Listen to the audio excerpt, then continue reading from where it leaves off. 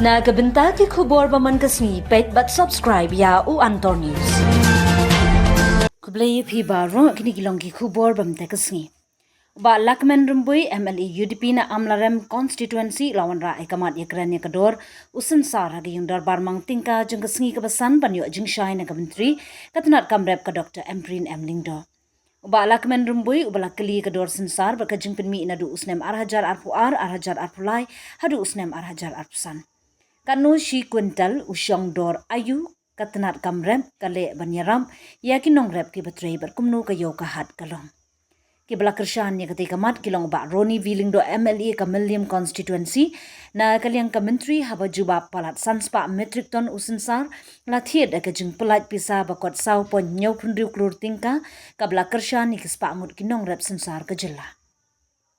Ya kador ki marla bu banburia ya kajing pelut haba rep bat ban pentiknai kajing yok nong jong kinong rep. Hausnem arhajar arpsan banwengi kajing jeng kinong rep synsar haba di kimar ke sorkar jelak Wanrah ke scheme procurement and aggregation scheme.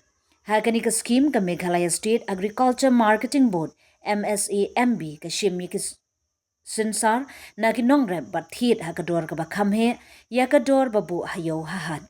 Palat sanspa metric ton synsar lathiet da kajing pelat pisa basaw pon nyokriu klur tingka kabakershani ke spangut kinong rep synsar.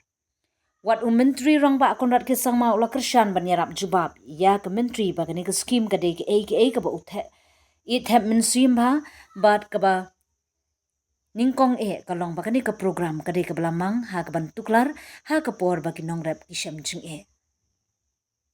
ngimla ban shukhen ya ke jing job jing ke scheme bat ke marketing board da ke ba shikmi ya ke jing thiet mar bat de mar jong ke board. Ula ong haba penram nginang penjanai ke scheme bat ke kamram jeng ke marketing board bakan thiet bat de kat kum ke doryo henry kinong rem ha ke por bagi syam jeng kinyo ke jeng kershan na ke sorkar haba phai shi kinong rem bapun menteri rang ba ula kular ba ke sorkar kan sepersyang ban penbon ni ke cold storage bat processing unit bon ba ke cold storage kilami ha kini ki hinyos nem bat kendang bunru ki ban sami ula penram.